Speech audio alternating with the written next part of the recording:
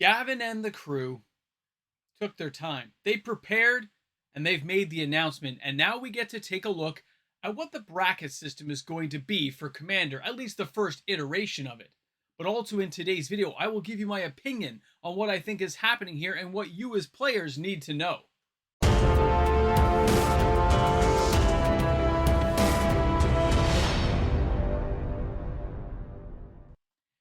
Now, I'm showing you guys a screenshot of exactly what was said in the article. I'm also going to post the article link inside of today's video so you can take your time to really go over and glean from it the information you're looking for.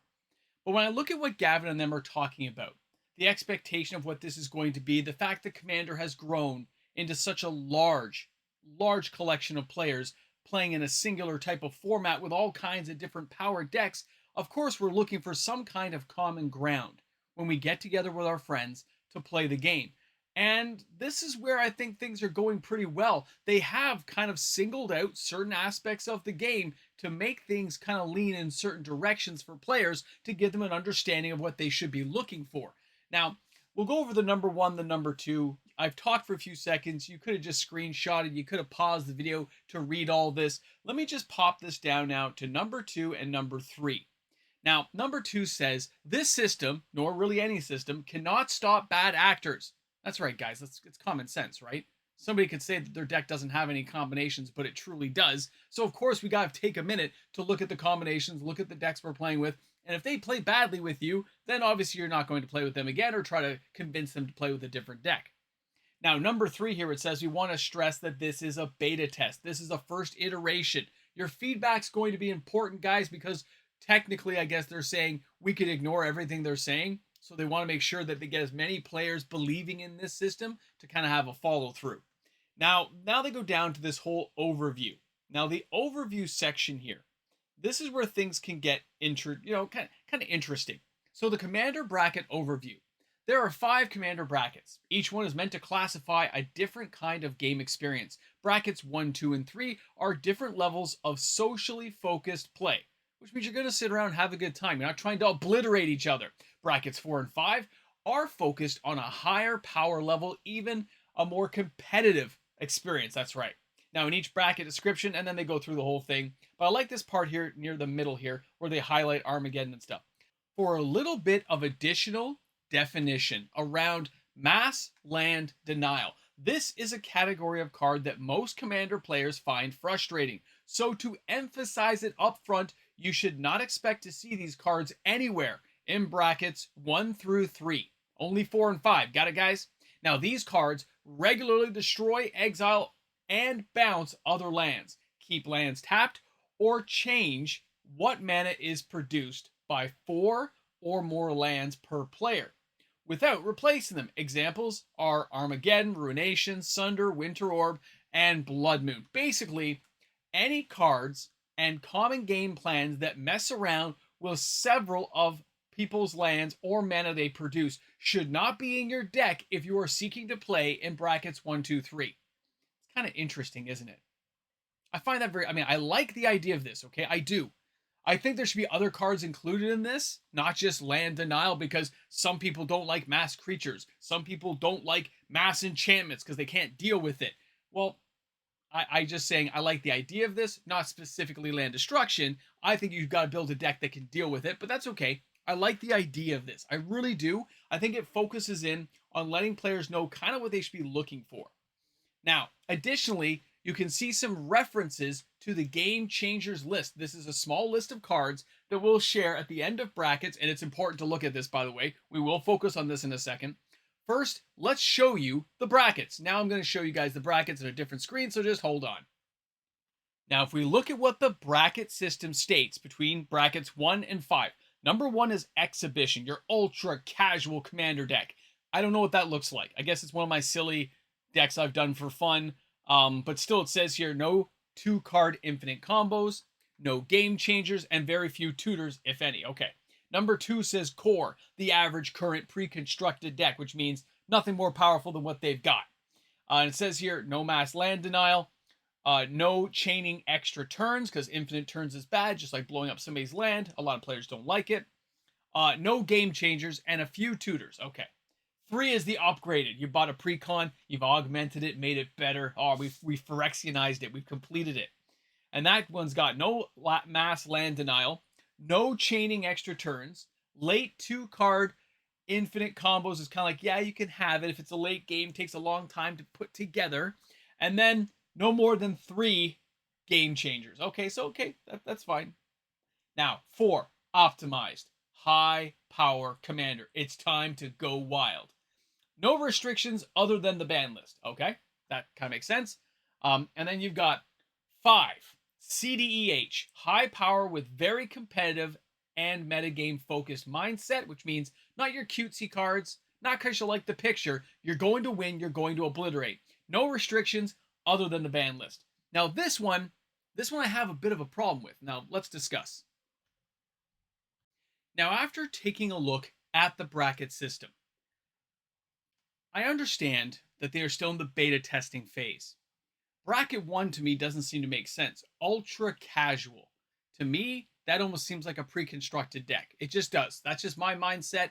And when I look at it, look at what my friends have put together, the most casual deck is still going to have cards you're going to enjoy. And it's going to include some of those game changers. It's going to have things that you probably don't expect to see and a few fun things.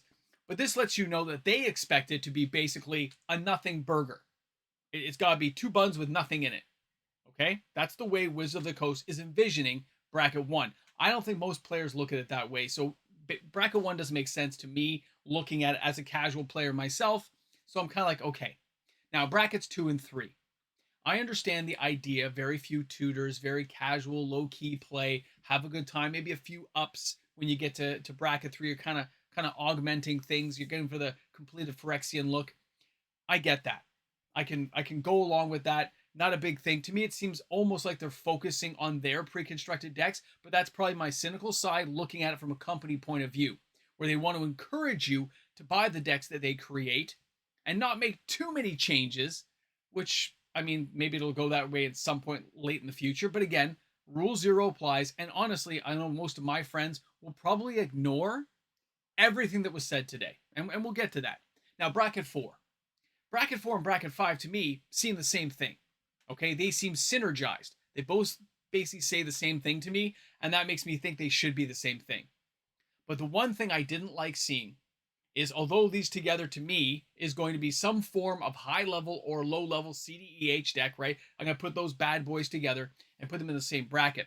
They still made sure in Bracket 5 to tell you all banned cards are still banned. That means no fast bonds, no crazy stuff. Now, they could use the game changers list, and we'll talk about that next. I'll show you that in a second. They may use that to introduce some of these cards or to ban cards later. They're giving you kind of like the welcome wagon to say, the welcome wagon's going to say to you, be careful here. We're testing these things out. We want to see how these things play. And that's where I find things funny, because I don't think it's their job to marshal what people can and can't do. They are not the law.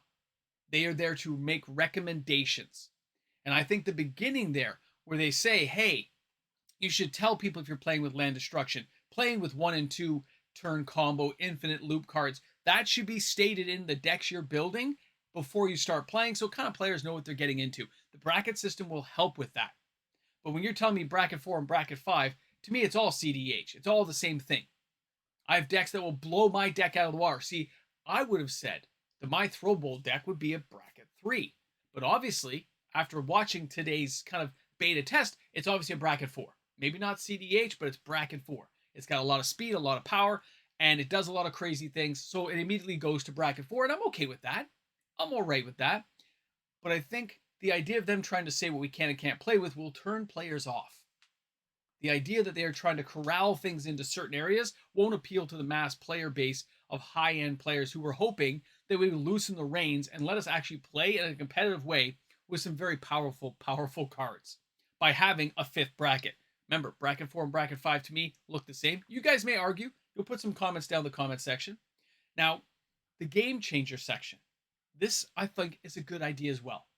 I think it's a good idea to put a kind of a red line, not to ban the cards, but to say to players, let people know you're playing with these cards. Do you have any of these cards on the list? And if so, how many are in your deck? I think that's a great idea. That is not something I would have thought of, and I think that is a fantastic idea to give players an understanding about what you're playing with as a player looking out with that information. In my opinion, a very good thing to see. Now, let me show you the game changers here. Let's get to this next part. These are cards that radically can shift the game. They are all powerhouse cards, and these are cards that could potentially be banned, but I think right now they're considering it more of a warning to say if players are playing with these, expect accelerated gameplay, okay? These are going to only be found in basically brackets 4 and 5, and they're going to be powerhouse cards, and you should announce them if you're playing with them. So let's take a look at these. We got Draneth Magistrate. This is white, by the way. Enlightened Tutor, Sarah's Sanctum, Smothering Tithe, Trouble in Pairs. Blue has Cyclonic Rift, Expropriate, Force of Will, Fierce Guardianship, Rustic Study, Thassa's Oracle, Urza, the Lord High Artificer. We've got Mystical Tutor, Jintaxis, the Core Augur. For black, you've got Bolus's Citadel. Of course, I use that myself. Demonic Tutor, Imperial Seal. Kind of surprised by that one. Opposition Agent, Tegrid, the God of Fright. That makes sense. Vampiric Tutor, and Ad Nauseam, which I understand. Red has Jeskai's Will and Underworld Breach, of course. Green has Survival of the Fittest, Vorinclex, the Voice of Hunger, Gaia's Cradle, why not? Multicolor include Kinnan, the Bonder Prodigy, Yuriko, the Tiger's Shadow, Winota, Joiner Forces, of course, Grand Arbiter, Augustine, the, what is that, 6th? Whatever that is. Colorless includes the Ancient Tomb, Chrome Mox, the One Ring, Tabernacle of Pendril Vale, Trinisphere, Grim Monolith, Lion's Eye Diamond, Mox Diamond, Mana Vault, and Glacial Chasm. Wow. Now that is quite the list. That is quite a list of powerful cards. I'm sure every Magic player out there will agree. If you're playing Commander and those cards are there, yes, you recognize them as powerhouse cards. Now, if you've made it this far in the video, let's get real. I'm looking at the cards from the reserve list. I'm looking at Sarah's Sanctum, Gaia's Cradle. I'm looking at Mox Diamond. I am looking at those cards. Now, I don't think at this point Wizards of the Coast is going to do anything about it. I think they kind of want to put it on notice that they are watching these cards. But at the same time, they don't want to split this player base any more than they have to. So they are appeasing one audience by saying, we're putting these on a watch list. They're warning the other people without taking away their toys. But just because they've said all this doesn't mean that Wizards of the Coast, that this group of players deciding and making these decisions with Gavin, don't have a destination in mind, a place they want us to be at. And that is something to be aware of, because every company has motivations behind what they're doing. It doesn't matter what they tell you. Be a little bit cynical here. We're taking the back road. We're enjoying a long, winding trip to whatever destination they have in mind. Now, in this article, which again, you'll check in the description of my video, you can check and screenshot stuff, go look it up yourself. They do make note that they are not using these cards as like the baseline for what power level of cards they are creating. They make sure they tell you that right away. The same as they tell you they're not going to ban Soul Ring. Okay. They can tell me that as much as they want. My cynical side, my opinion on this is eventually they get to that point. Eventually. Could be years, but it could be a decade from now. They can let all this stuff fade into the background, slowly tilt things a certain way until you've arrived at a destination you didn't even know you had intended on going on. This is it. I thought I was going to Disneyland. Why'd I end up at Universal? It's not bad. And that's where you are. So keep that stuff in mind. There's a lot to really dissect and take a look at this video content today. I hope you guys take a moment to rewatch parts of it. Go check out the actual article. Glean through it 5, 6, 7 times like I did, because there's a lot going on, and you're gonna be like me and glance over things and miss things and have to go back and reread it and say to yourself, where does this leave me as a player? How does this affect me? What are the positives? What are the negatives? Now, my final thoughts on this. I don't think it's bad. I don't think it's a bad idea. I still hate the casual level 1. Seems meaningless. The 4 and 5 make no sense. And I think they should unban those cards and make a bracket 5 just for people who want to pay a high level, play the high level tier. Let them suit for themselves, but let it exist. So players can say to other players, well, this bracket does exist. That's all the players who have these high level cards want, is to be able to say, I can come out and play with these. It is not a shock because I am playing bracket 5. If even one of these banned cards is there, it's a bracket 5 automatically. Let the players decide. Yes, Rule 0 exists, but make it official. I think that's what a lot of players would really appreciate at this point. Yeah, it would shake up the market too, I'm not going to lie. It'd be hilarious to see what happens. It would just, I don't own enough of those cards, but it'd be hilarious to see what players talk about and what they do and the conversations we could have about it. So yeah, it's great content creation too. Anyway, thanks a lot for being here, guys. Thanks for hanging out. Drop your comments in the comments section. I'm sure by the time you've watched this, which I'm doing it probably like 12 or 14 hours after everyone else has got it out there, it doesn't matter. It's an important conversation. It's something I want to talk about. And I'm glad you stopped by the channel to view the content, hang out, leave the comments on your thoughts and opinions about what you saw and what you've read. Guys, thanks again. Have a great one. Shop smart, shop best smart. MTG Moxman. I'm out of here. Yeah, I don't know. That was the first look at the brackets. I think they messed up bracket 5. I think it could have been better. Yeah? Really? You bought 5 time walks? What? Oh, you picked up that Beta Black Lotus. Yeah. Okay. No. I'll need receipts. Yeah. Cool. Yeah, brackets are messed.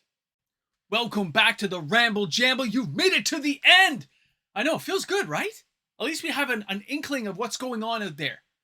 Where the mindset of this new rules committee, Wizards of the Coast taking over, where they want to take it. I'm okay with it.